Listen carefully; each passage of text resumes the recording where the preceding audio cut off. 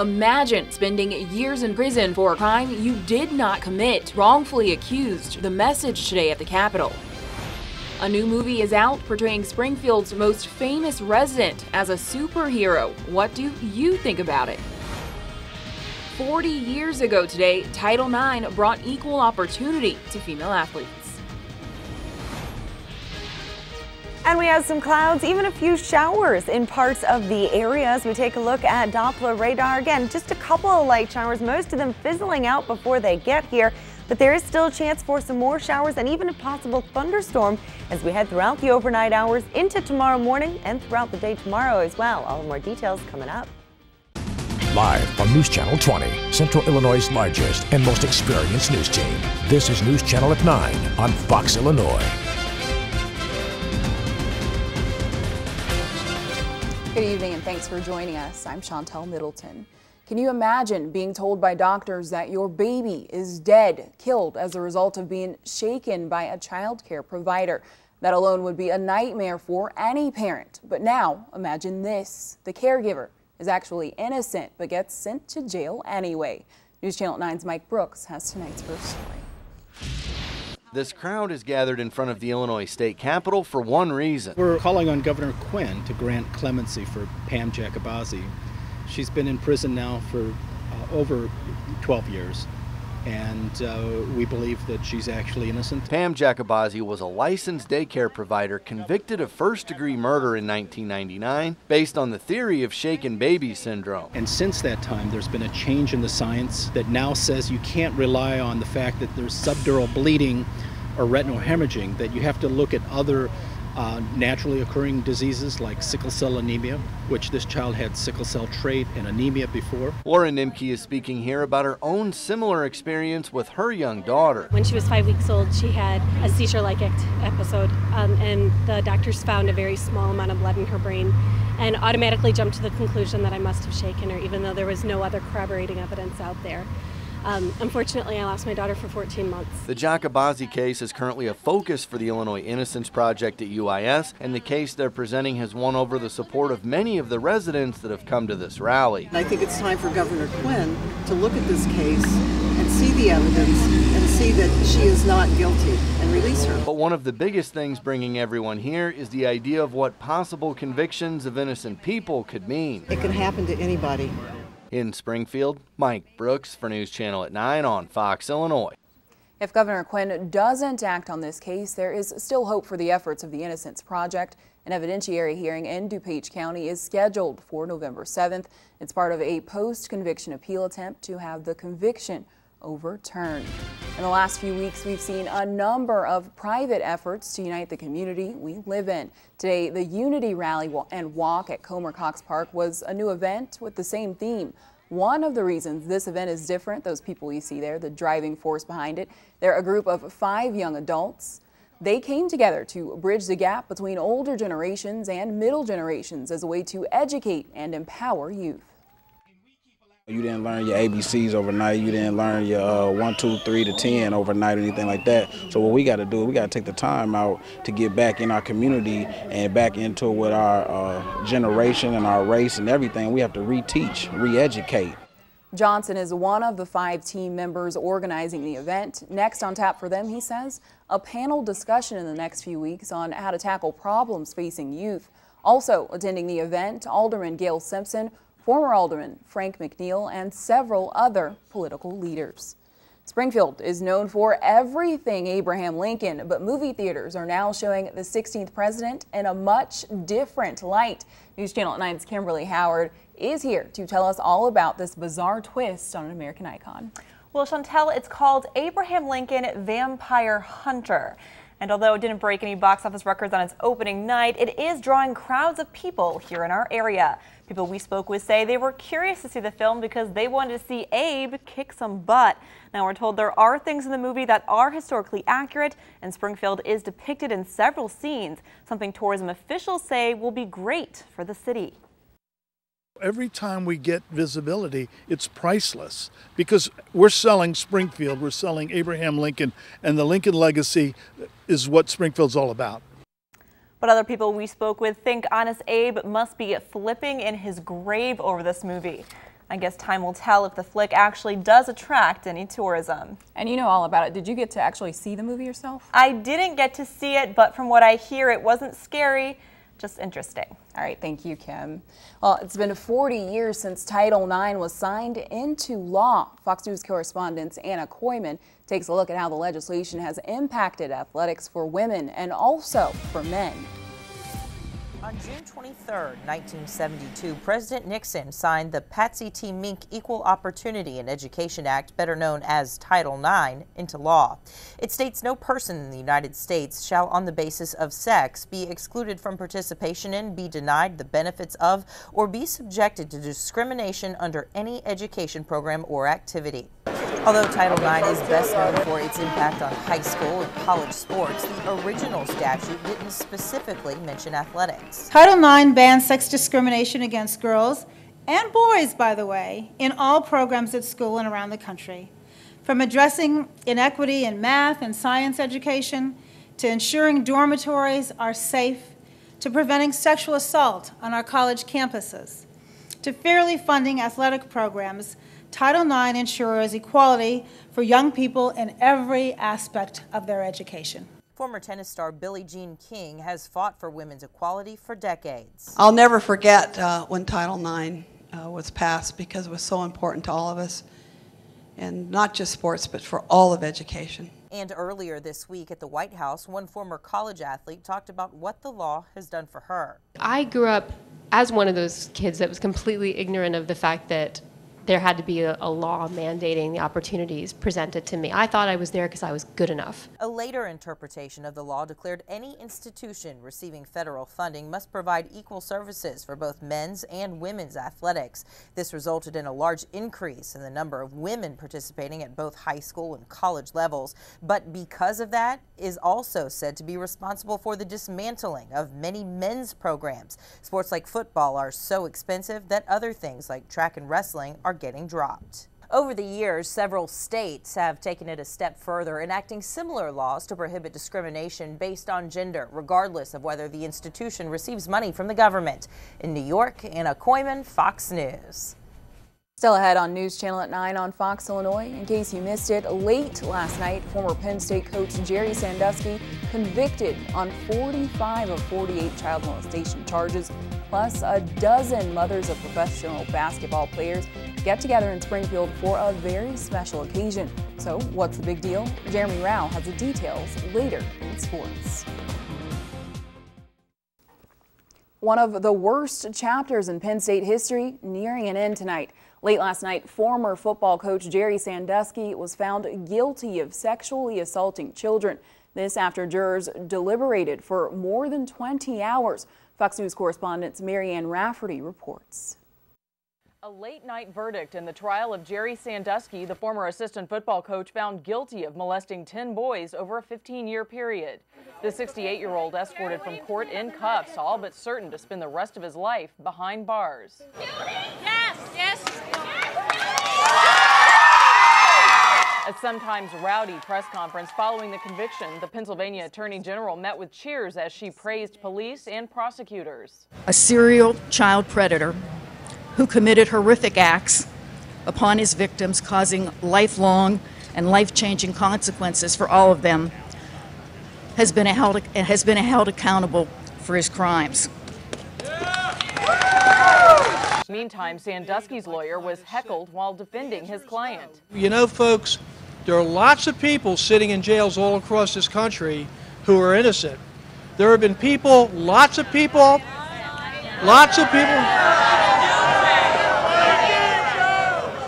May I finish? Amendola says he plans to appeal the decision. He also explained why the ex-coach didn't take the witness stand, because accusations surfaced that Sandusky also sexually abused his adopted son, Matt. We decided as a legal strategy position that to put Jerry on the stand, to set him up, to have Matt come in to this jury and testify against him would have absolutely destroyed whatever chances he had at acquittal. Jerry Sandusky will be sentenced in 3 months. We're also awaiting the trial of 2 school administrators accused of perjury and failure to properly report suspected child abuse. In New York, Marianne Rafferty, Fox News. Your Fox Storm Team forecast is next. Don't go away. Ham radio operators across the country are competing this weekend while teaching the community about their tool. They're trying to make contact with as many other ham radio operators as possible. The public is invited to see how the radios work. The main goal of the competition is to prepare for potential disasters and to ensure the operators can connect with each other if other forms of communicating go down. September 11th, a lot of their communications were going through the towers on top of the Twin Towers. And so when those fell, a lot of communications for police, fire, everything was gone. And so ham radio operators jumped in.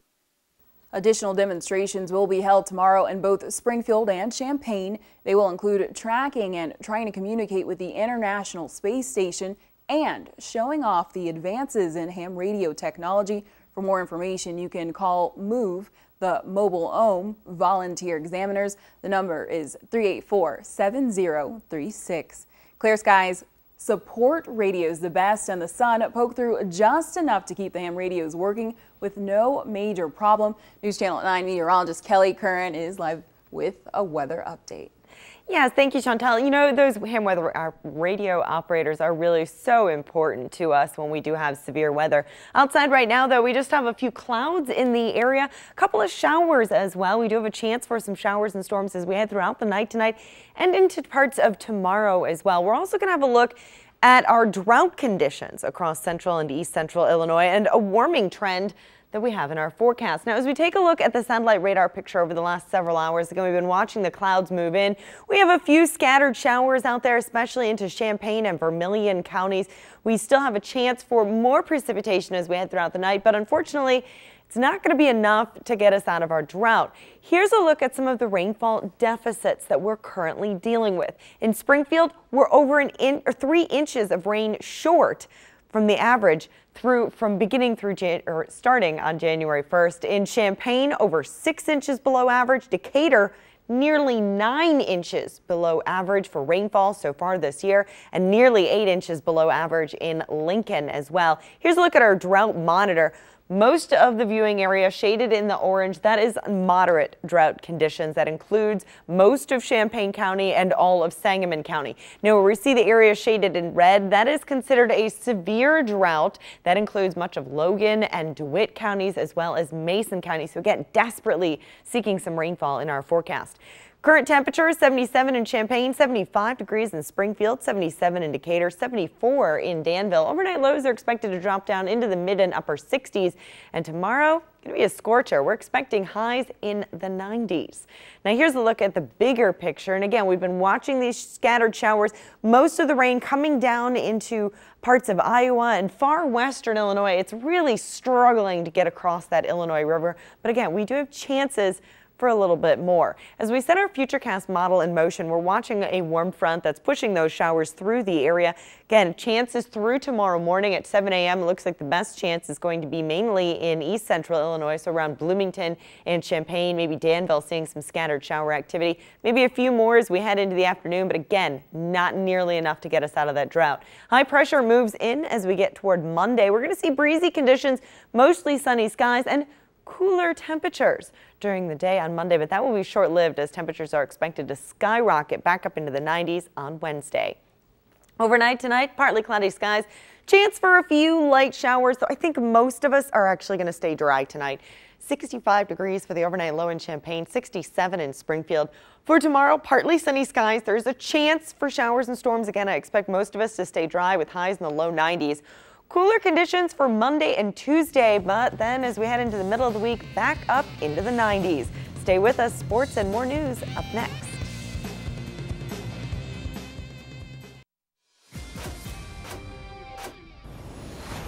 Good evening. Names like Andre Iguodala, Evan Turner, and Jalen Rose resonate with basketball fans across the country, but without their moms, those guys wouldn't even be on the map. The moms play a huge role, and at the Ronald McDonald House in Springfield this afternoon, an elite group of professional basketball mothers giving back. Linda Shanklin, mother of Sixers guard and Landfeeder's own Andre Iguodala, leading a crew of a dozen ladies serving up burgers, brats, beans, and all the goods at the Ronald McDonald House. Also in the mix, Iris James, mother of Sixers guard and Chicago native Evan Turner. Then there's Jeannie Rose, Jalen Rose's mom, and Cherry Powell, mother to former Illini Roger Powell. It's a great thing. Superstar moms doing some superstar reaching out in Springfield.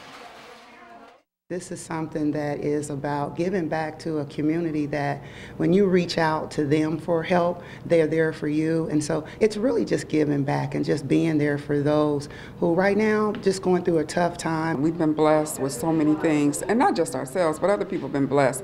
And it takes a concerted effort to give back, and you have to have that from the heart. We feel that this is our job. We should do this. I mean, we've all had our problems growing up, and we know what it's like to, have a little hard time. I help kids and families stay free from drugs, and anytime I have the opportunity to help a family, I'm all for it. And a really great cause. In just over 2 months, Saturdays will be reserved for college football. Can't wait. And our countdown to the 2012 Fighting Illini season and the Tim Beckman era continues with summer camps rolling on in Champaign. At Memorial Stadium this morning, an advanced one-day camp for high school football players who worked on speed techniques and a vast number of gridiron fundamentals. Once again, another impressive number of local athletes and parents attending, further showing the commitment Coach Beckman and his staff have in developing a tight-knit community that shares a passion for the game and hard work. That's what this program's going to do. Our players that are currently on this football team are going to give back to the community. So they'd had a great time doing it, enjoyed it. Now we've got us a camp here with the freshmen up to seniors. We're excited about having it here in Memorial. And hey, while we're on the topic, Illinois landing another four-star recruit this week. Darius Mosley of O'Fallon announcing on Twitter he will wear the orange and blue. Mosley, a 2013 cornerback, verbally commits to Illinois. Mosley also had offers from Arizona State, Michigan State, Iowa, and Vanderbilt. To the majors, and rumor has it Kevin Youkilis is leaving Boston in the very near future. So why should you care? The move could affect the White Sox. Chicago is in the best position to swing a trade for the Red Sox infielder, according to MLB trade rumors. Uke has spent all 9 years of his career in Boston, but has been riding the pine as of late in Beantown. Meanwhile, interleague play continues. Game 2 of the I-70 series between the Cards and Royals. After dropping 11 on KC last night, the Cards doing their thing again. John Jay's RBI single gets things going in the 5th. 2-zip Redbirds. Then Matt Holliday adds on. Hard grounder to third. That gets through, and that plates Raphael for call to make it 3-zip. Still in the 5th. Give me some more. Carlos Beltran continues to rip into his former team. Another run scores. Cards cruise 8-2 as they clinch the series over KC. Let's go NASCAR Nationwide Series. Justin Allgaier 6th in the point standings, looking for a big outing at Road America in Wisconsin. This one just 50 laps, a 4-mile long winding track, and the Riverton native climbing all the way up to 2nd place at one point, but Allgaier would fall back. Still a top 10 finish, taking 10th place. Nelson Piquet Jr. of Brazil makes the transition from Formula One to NASCAR, and Piquet Jr. wins the Sargento 200 at Road America. And that is a look at your Fox Sports. Chantel, back to you. Thanks, Jeremy. Don't you go away. A final check of your Fox Storm Team forecast is still ahead. Thanks for staying with us. We're looking at partly cloudy skies overnight tonight. There is a chance for a few showers, although I think most of us will stay dry. 65 for the low in Champaign, 67 in Springfield. For tomorrow, partly sunny skies, a chance for a few showers and thunderstorms. It will be a warm one, 92 in Champaign, 93 degrees for the high in Springfield. And as we take a look at our Storm Team 7-day forecast, cooler temperatures Monday and Tuesday, but back up into the 90s for Wednesday and Thursday. Thanks, Kelly. For months, we've been reporting on the Soho Music Festival. Now we want to tell you a little more about the nonprofit organization it supports. Today, Soho coordinator Eric Welch was there to pass along this year's record-breaking donation of $13,000. It all went to the Minnie O'Byrne Crisis Nursery. Minnie O'Byrne offers 24-hour emergency care to children in danger of neglect or some other type of crisis. They say the money comes at a time when it is desperately needed. And we wish them all the best of luck. That's our time. Thank you so much for watching. Have a good night.